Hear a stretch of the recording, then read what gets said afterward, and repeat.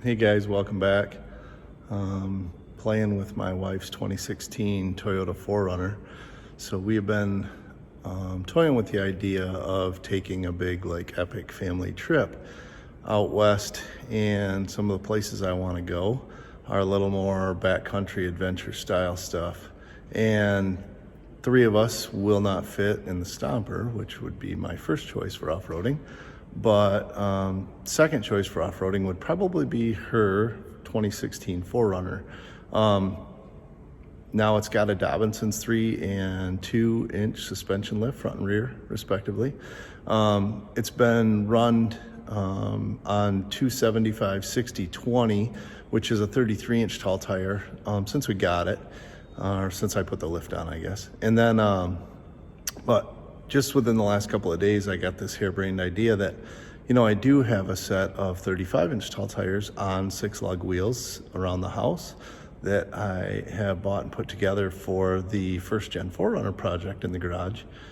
But the same bolt pattern, and they're 35s, and the truck would have a lot better ground clearance with 35s, and it'll go a lot more places that we'd really like to go on our trip. So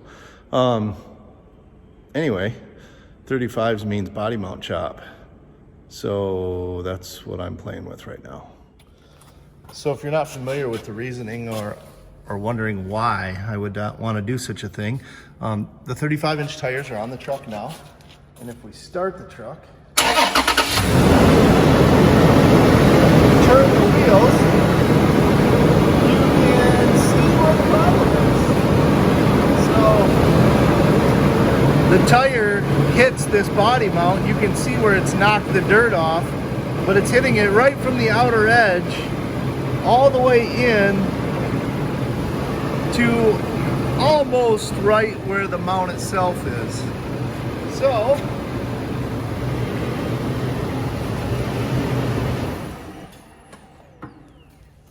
So we'll lock the wheel out of the way, and what we're going to do is we're going to try and cut this on a line here, stopping at about the body mount right here. We're going to cut out of the bottom a wedge, cheese wedge shaped piece, right, or pizza slice out of the bottom, and then we're going to hammer this back in so that we're not removing any of this factory metal, right? We're just going to take that wedge out, we're going to curl it in so it's a little more inboard, and then we'll weld it back into place. But right now, I actually stayed after at work today. I've got the saws and stuff here, so I'm gonna get those trimmed out while the truck's inside and warm and dry and everything, and then I'll play with the welder at home. So here we go.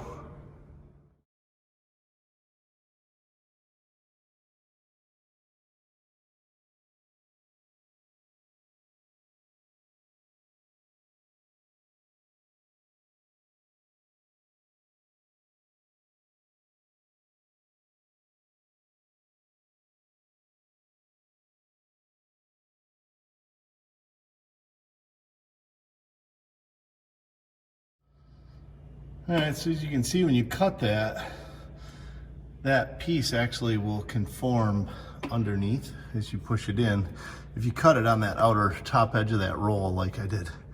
And then you just, again, make your cut underneath, and we'll push on that a little bit with a clamp or something as we weld it into place. But that still leaves most of the structural integrity of the factory mount.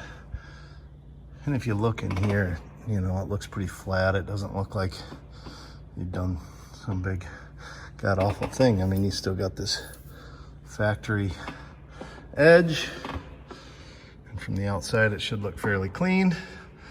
We're just gonna set the camera back up, crank the wheel, make sure we got more than adequate clearance.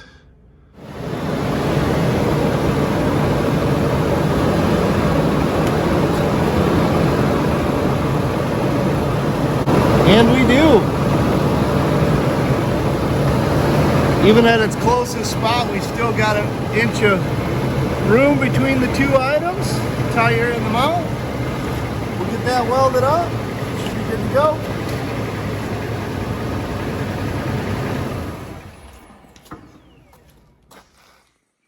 Okay, so after work, I went down a couple of local trails that I know of, and we stopped on a couple of snowbanks, did a little flex testing, made sure that where I did the old chopperoonie on the body mount, that everything is going to work, and we have adequate clearance even when flexed and turning, and we do. So now that I've verified that, we'll get the wheels off of this thing. We'll get in there and see if we can weld that metal back together.